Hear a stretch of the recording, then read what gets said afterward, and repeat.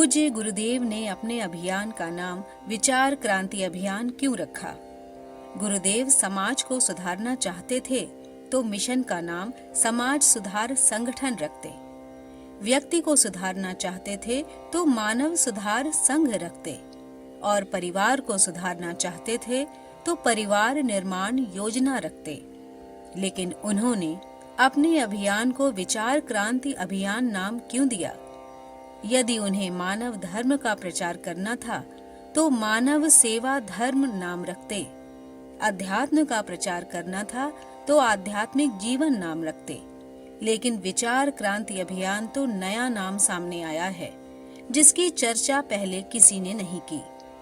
विचारों का महत्व, विचार करने की विधि, विचारों से सुधार का कार्य, विचारों का व्यवहार परिवर्तन में योगदान आदि विषयों पर कहीं चर्चा सुनने में नहीं आई।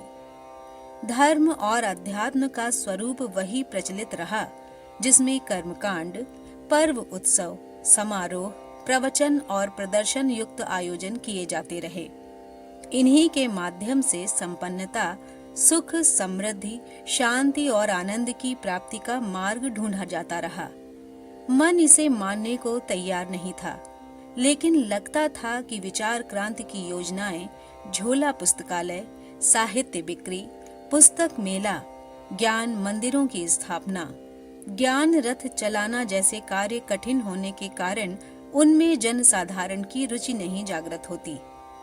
ऐसा चिंतन निरंतर चलता और मन में यही द्वंद्व चलता कि गुरुदेव को विचार क्रांति अभियान चलाने की क्या आवश्यकता महसूस हुई। एक दिन अकस्मात स्वाध्याय करते हुए अगस्त 1969 की अखंड ज्योति के पृष्ठ 7 और 8 पढ़े तो उलझन दूर हुई।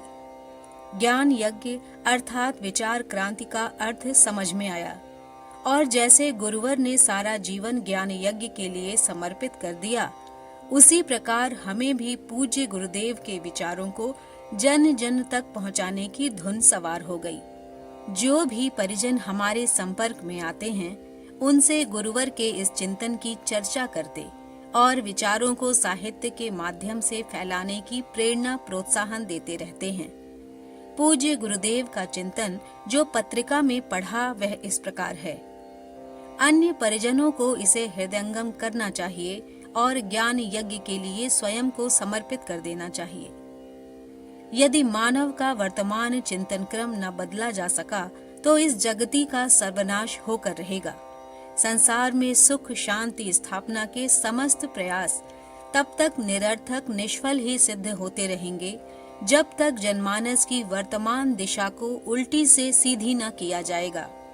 समस्त विकृतियों, कुंठाओं, शोक संतापों, द्वंद्व संघर्षों, अभाव, अपराधों, रोग, क्षोभों का एकमात्र कारण हमारे चिंतन क्रम का कलुषित हो जाना है। दुष्ट चिंतन समग्र विग्रहों का मूल है। सारी विकृतियां दुर्बुद्धि ही उत्पन्न करती है। अवांछनीय विचारना ही है जो नरक की परिस्थितियां उत्पन्न करती है। समस्त सुविधाएं होने पर भी यदि विचार पद्धति सही नहीं तो व्यक्ति केवल दुख पाता रहेगा और संबंधित लोगों को दुख देता रहेगा। हमारी शारीरिक, मानसिक, आर्थिक, पारिवारिक, सामाजिक, राष्ट्रीय और अंतर्राष्ट्रीय विपन्नताओं का कारण और कुछ नहीं, केवल लोकमानस की अशुद्ध दिशा ही है।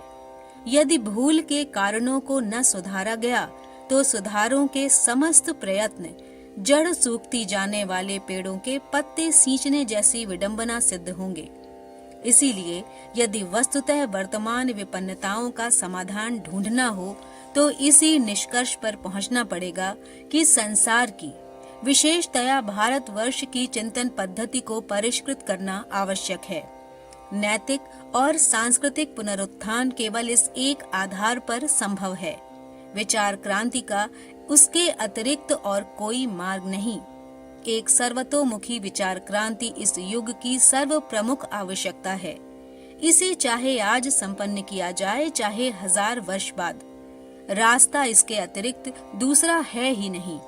समस्या की जड़ तक पहुंचने और सही हल ढूंढने का जब भी प्रयत्न किया जाएगा केवल एक ही निष्कर्ष निकलेगा केवल एक ही मार्ग सूझेगा कि जनमानस की वर्तमान विचार पद्धति में स्वतंत्र चिंतन और विवेक के तत्व इतनी मात्रा में मिला दिए जाएं कि हर बात पर गुण दोष की दृष्टि से विचार करने और हर कार्य को उचित अनुचित की कसौटी पर कसकर अपनाने का साहस सजीव हो सके। आज हम परंपराओं, मूढ़ विश्वासों, दुराग्रहों और अन्य अनुकरणों को अपनाकर अपनी जीवन दिशा निर्धारित करते हैं।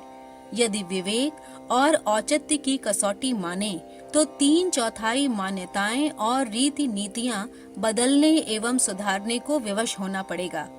इस विवशता को स्वेच्छा या सुधार की प्रक्रिया में परिणत कर देने वाले प्रचंड प्रयास को विचार क्रांति भी कहा जा सकता है।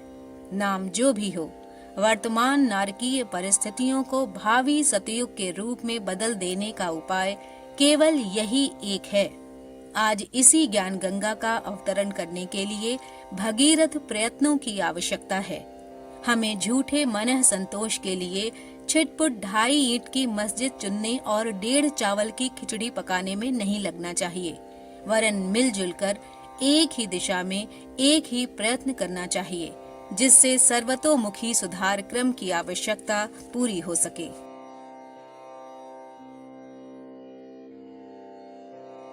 धन्यवाद और आपकी मंगल कामना के साथ इस सृजन सेनानी का नमस्कार।